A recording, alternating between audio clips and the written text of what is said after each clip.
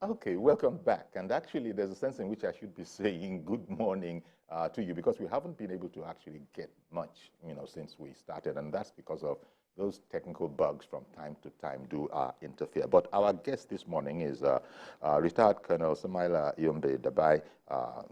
He's a PhD and he's the immediate past governor, deputy governor, I beg your pardon, the immediate past deputy governor, in his home, Kebbi State.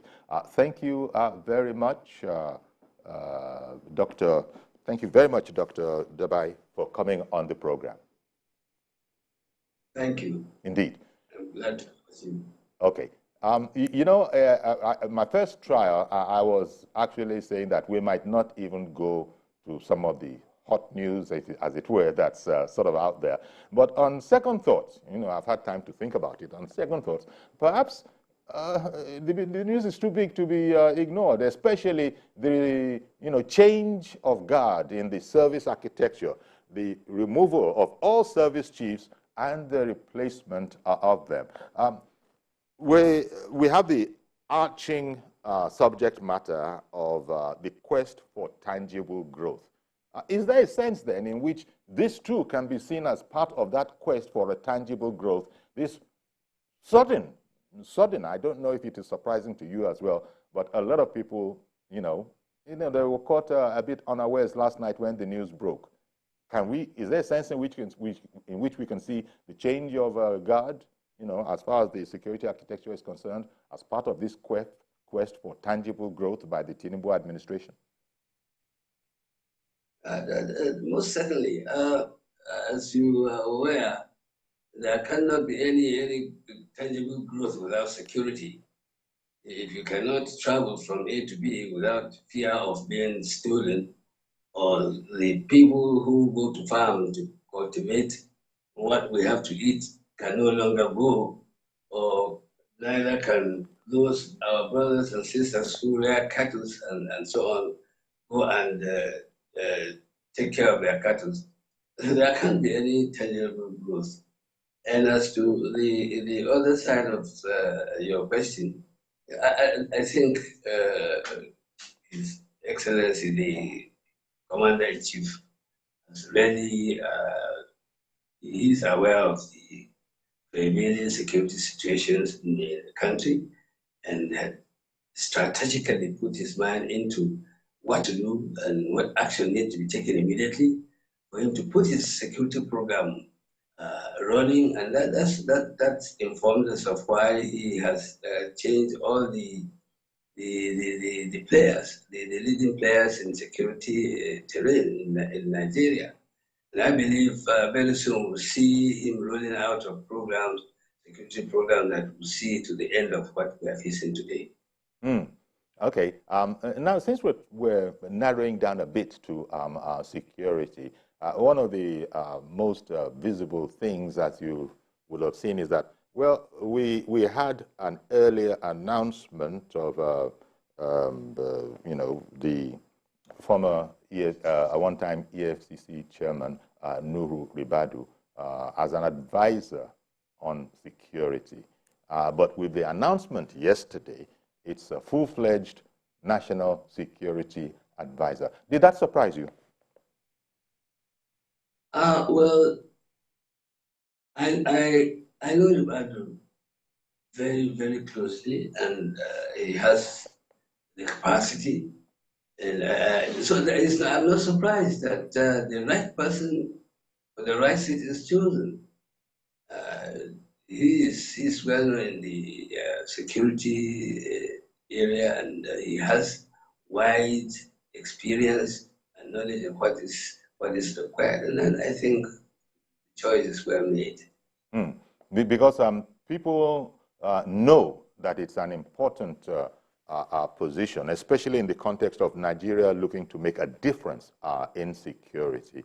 And traditionally, as you know, it's been, as far as our experience here in the country, perhaps in West Africa, it's been that it has been assumed that only a certain kind of professional could occupy that office. But this seems to be, to me, to be a bit more like, other areas of the world where the civilian authority is on top of all other, whether military, whether paramilitary, whether whatever it is, they've always put a civilian authority in charge. And a lot of people have seen that, well, that's how democracy works. In fact, that's why the commander-in-chief is a civilian. You don't need to be a general to qualify as the commander-in-chief. So in that context, people are sort of getting used to the idea, oh, are we going to begin to do things a bit more like the way it is across the globe, especially in the democratic world, having a civilian as the national security advisor? Well, I think the most determining factor is the individual's capacity to perform and with the resultant effect. In my opinion, you don't have to be a general or some bigwig somewhere to occupy that seat. You must have, in my opinion, the capacity to deliver that security advice is required or needed for taking care of the security issues. And I think the Badu is well suited for that. Okay. But then when we go to the services themselves, happily, you yourself are a retired senior officer of the Nigerian Army. You're a retired colonel. I was going to ask the question, as far as we are concerned, we just see that army. We just see the Nigerian Army as an army that we're all proud of, one Nigerian army. But it has had its setbacks as far as the ordinary man can tell.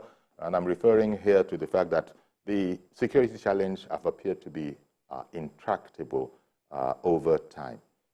So I was going to ask you, with a change now in the heads pending confirmation, you know, as was said by the Senate, that this same military, how might a change of, help us understand what you expect in terms of enhanced effectiveness from this change of guard in the, you know, security apparatus, the whole chiefs of staff, the whole staffs being changed in the military.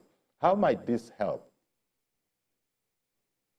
Well, let me start with the consideration for the Chief of Army Staff. And I think, you see, the Chief of Army Staff is one of the generals I had the privilege of training when he was in the academy.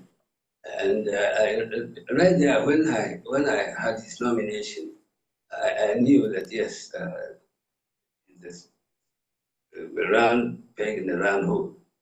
And as to, I think the Commander-in-Chief has a strategy for tackling the prevailing security situation, and felt that he has to start with the men he chose, so that if any of them mess up, he will not hesitate in changing or kick him out. And so in this direction, I want to advise the new chiefs and the AIG to be overdoing, because His Excellency, the Commander-in-Chief, is a result-oriented leader. And so therefore, you have to up and doing, getting the required results to ensure that the security situation of this country improves. Exactly. But you said something. You said something about round peg in a round hole. In other words, an appropriate fit is what you seem to be indicating. An appropriate... Exactly. Yes, an appropriate... An appropriate person who has the capacity to produce results that is required in that team. You know, that will be music to a lot of Nigerians' ears, in the sense that we've done everything that has been suggested. When I say we, we're talking in a national sense now. The military, the forces need additional equipment. Of course, who doesn't? We did our best towards providing them. In fact, people that didn't know anything called Tucano, you know, ordinary people, because of the publicity at the time, have begun to hear about our acquiring Tucano aircrafts and that kind of a thing. Do you see in these different times, one, a change of administration, two, a change of the military chiefs, do you see an improvement, an upward swing in the campaign against terrorism? Indeed, banditry and all the other ills that have been deviling us in this country, all of which constitute security integrity in Nigeria? I don't have to have mental struggle in ascertaining or contributing to your views. You see, in my opinion, and I'm absolutely sure that the government that has been led by Senator Tinubu will, without doubt, within the shortest possible time, we'll be seeing drastic changes in the security situation of this nation. And I think you would agree with me, the first step taken is the first step in the right direction. So Nigerians should stop listening to the wrong music. Let them watch out for the right music this time around. I am absolutely sure that we'll begin to see results in our security situation, inshallah. Okay, well, that's reassuring. In the meantime, Dr. Dabai, our first viewer has called in. Our program is an interactive one. Viewers call in. And so, good morning, Mr. George. Thank you for calling in. Go ahead, please. Good morning, Uncle Yori. Good morning, and sir. Good morning to the guest. Yes. Uncle Yori, the sweeping changes are very encouraging. Those who are saying that no, Ribadu is not a military man, they should tell me the difference between a policeman and an army in terms of security information. Ribadu was an AIG in the police. AIG is the equivalent of a major general in the army. And if the security situation in our country today is the way it is, as managed by army generals, let somebody convince me why an equivalent general in the police cannot do the same thing.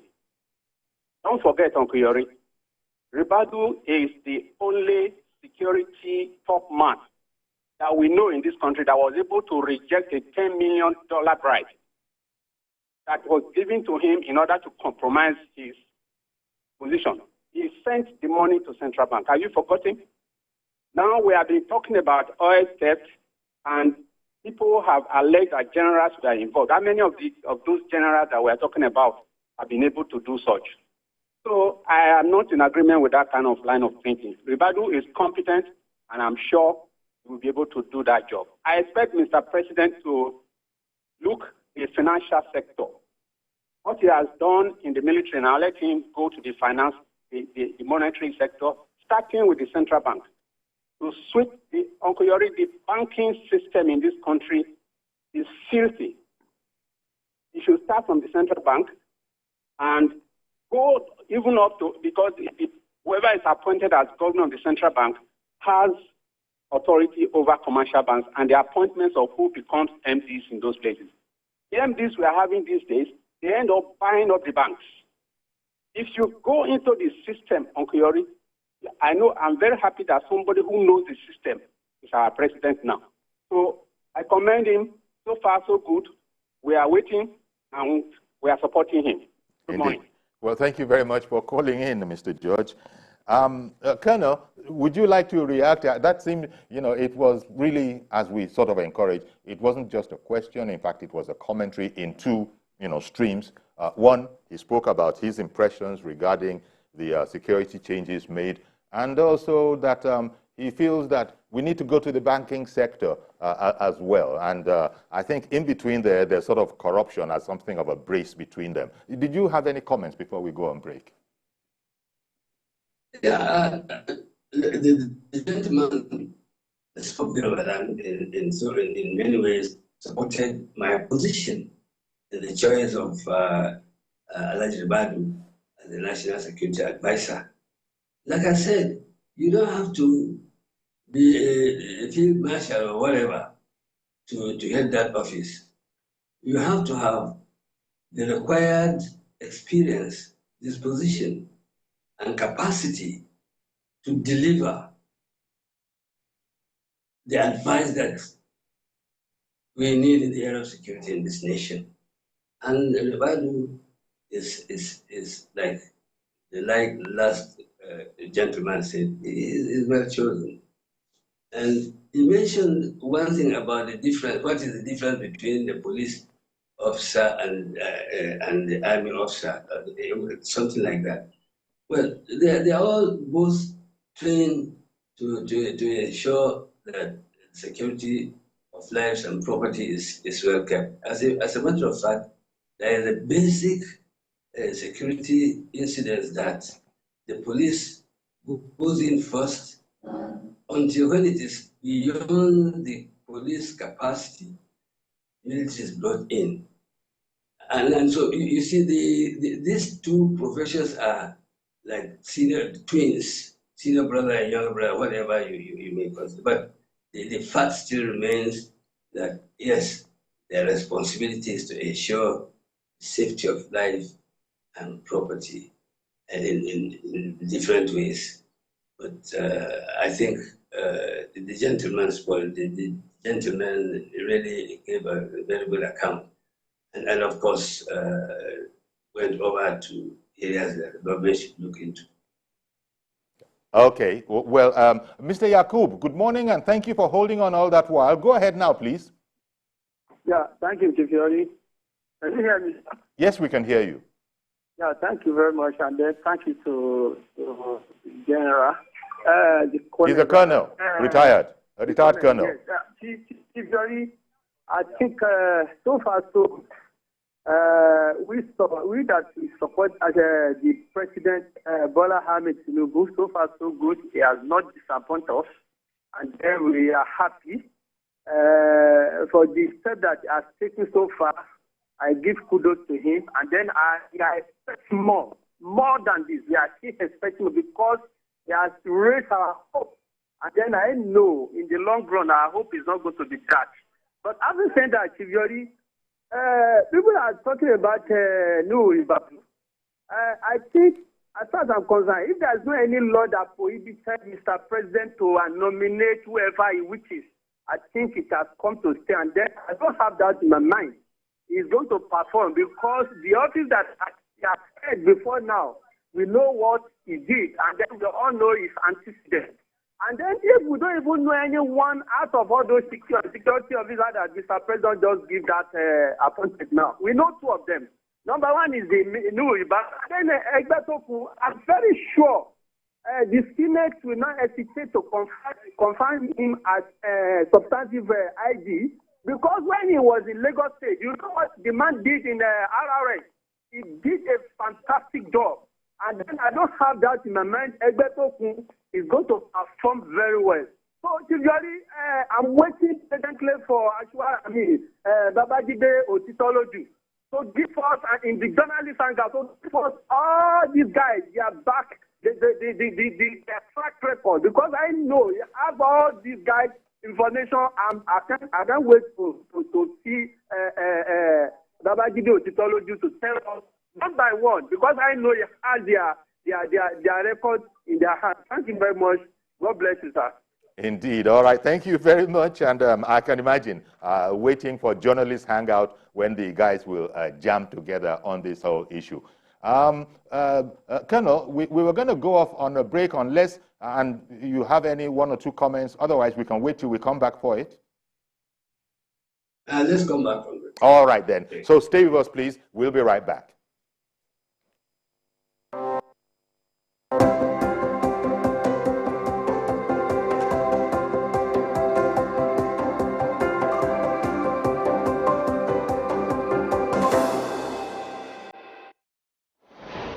It's not your regular show.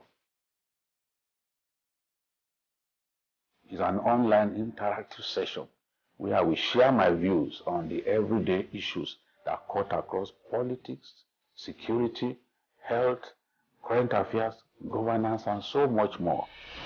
I am passionate about our country. I choose to support any conversation geared towards building a better Nigeria. I am Babajide Kolade Otitoju. Join me every Saturday on TVC News YouTube channel as I discuss Nigeria and the world at large on the show, Issues with Jide. It's always a great morning on the TVC Breakfast Show. Thanks for joining us on TVC Breakfast. With the array of stories that matter and what's behind them. As you say, the first blow indicates the direction of government. Tell us what really is going on between your union and the federal government. Once it's generated, If you don't use it, it's waste. We are not even sure whether we have a strategy for security. Are you saying that there was nothing wrong in that? Was he the one driving the taxi? Answer the question. Reveal your morning with all you need to know. Like the Yes, just mundane lyrics. Yes. How does that fit into your scheme of events or duties right now? No chief of staff, no general has the right to call a governor to order. The governor has been elected by his people. Start your day right, because this is the breakfast show that adds to your breakfast. TVC Breakfast, weekdays at 7 a.m. only on TVC News.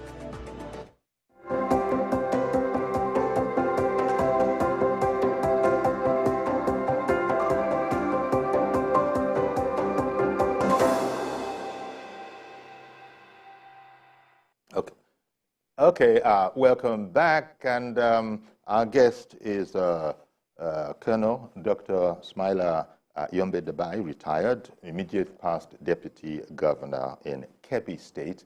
And just as we were coming back, another caller has come on. Good morning to you, Reverend Dominic. Okay, Reverend Dominic is gone. So we're back to you, Colonel. People spoke about some of our, the last caller spoke about, at least he knows two out of those service chiefs that he can speak about, namely Ribadu, and I think he also mentioned Egbetokun, the DIG Kayode Egbetokun, the Acting Inspector General of Police now. Apart from Ribadu and Egbetokun that were mentioned, there's also CG Musa, Chief of Defense Staff, Major General. There's T.A. Lagbaja, Chief of Army Staff, Major General. There's also E.A. Ogala, Chief of Naval Staff, Rear Admiral. AVM H.B. Abubakar, Chief of Air Staff. Those people, in addition, Rufai, I beg your pardon. Yeah. Yes, sir. Continue, please. Did you want to say something? Yeah, I just want to add that, the Chief of Defense Staff and the Chief of Army Staff are those that I know closely when I was the commander to Immobile Brigade. And my brigade at that time was assigned with some responsibility of air operation. And on several occasions, we've been called to demonstrate air mobile operations in the academy. And I used to personally bring with the support of the Air Force, we bring together the air component of the Army to provide that service. And that was when I knew these officers. I just imagined that, yes, after they are nominated, and I said they're well chosen because they were very brilliant, and after our commission commit to their present day function as various chiefs, Chief of Defense and Chief of Army Staff, must be as a result of hard work and acceleration from the successes of their command. And I say that the Commander-in-Chief has really chosen people, officers that will provide that kind of services he very needs in the area of security. Okay. Unfortunately, naval young man and AIG was not very conversant with them, and so was the Air Force chief. Yes. But the Air Vice Marshal. Yeah, but yes. See, I used to fly with immediate past chief of the former chief of air staff, Sadiq. I used to fly helicopters with him because they were attached to my brigade in Port Harcourt. I fly helicopters too, and I fly both helicopters and fixed wings. But don't get confused. I am an infantry soldier. Okay. But trained to, yes. You know, that's that's an interesting tidbit. Did you just say that you fly helicopters too? I fly both helicopters and fixed wings. Okay, I thought you were of the Army. So it's like a flying unit within the Army, right? Or is it the Air Force? Yeah, there was a plan in place to create Nigerian Army aviation to provide close combat support to the infantry. And that is, the soldiers having their own air component for close combat support, and then leaving strategic targets to the Air Force. Okay. And simply what I mean by this is the infantry will be supported as he moves into his given objective. And he will be reinforced, he will be given logistic support, he will be evacuated when he becomes a casualty. And you see, so that would make the infantry more efficient. All right. Because he has air power from the air. I get you. You know, infantry is able. Now I see you're a man of many parts. Let me add a quick one. I mean, you also have a PhD. Might I inquire, what's your PhD? What was the dissertation? What was it in? Air transport and logistic aviation. Oh, okay. I guess that figures. All right then. I have Chidi on the line in Kafanchan. Good morning, Chidi. Good morning, Uncle Yori. Good morning, sir. Thank you for calling in. And good morning to the retired colonel in the House. Yes.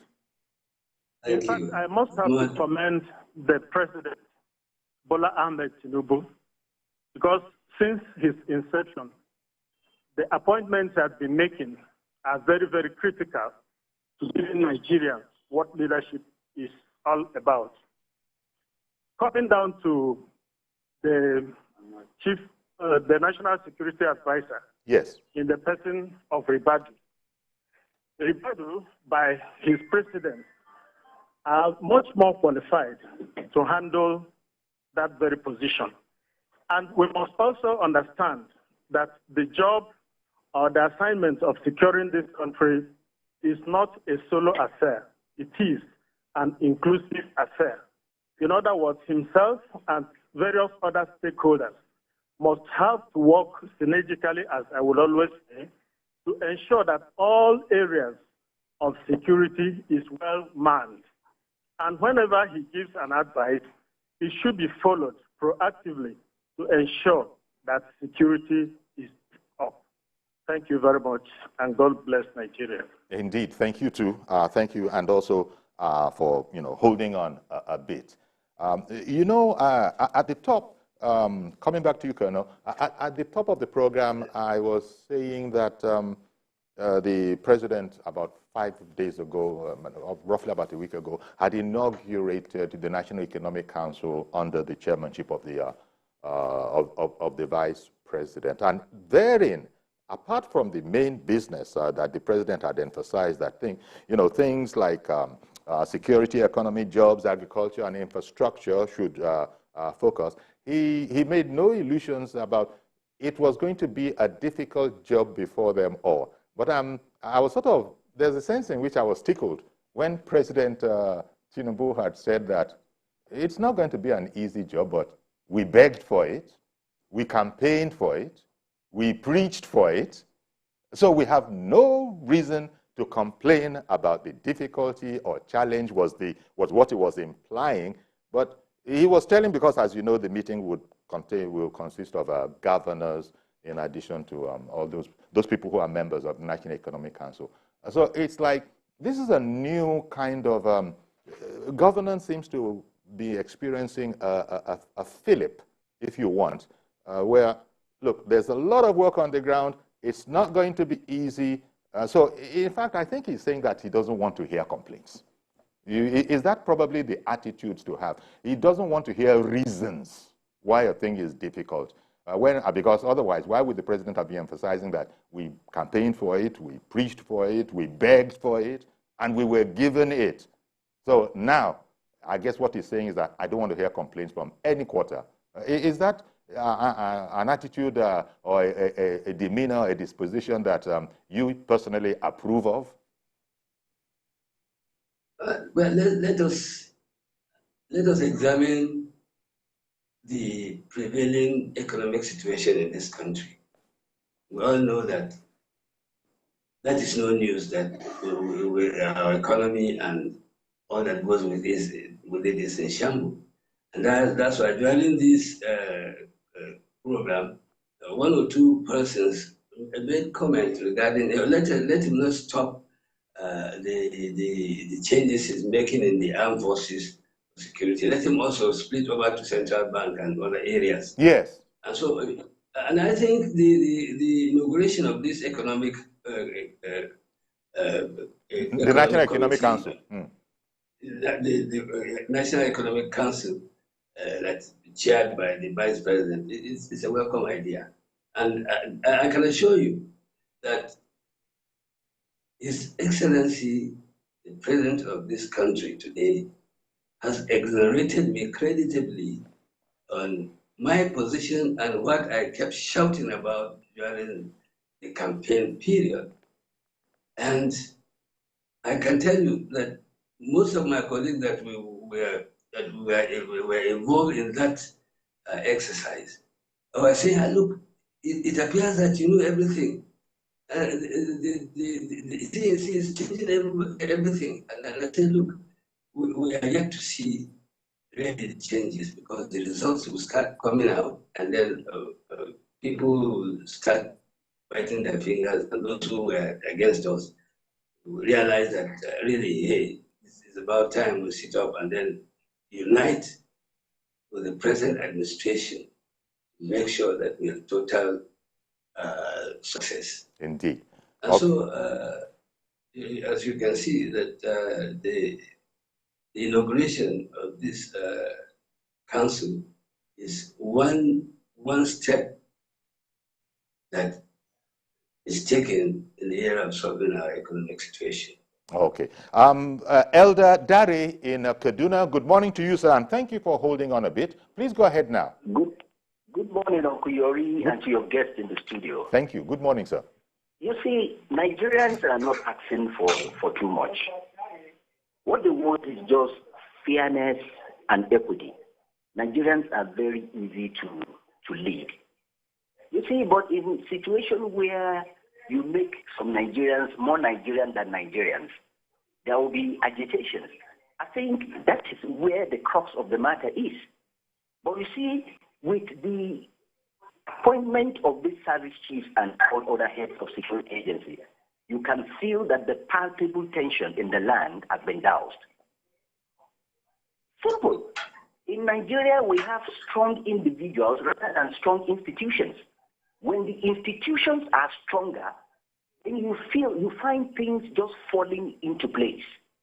Now the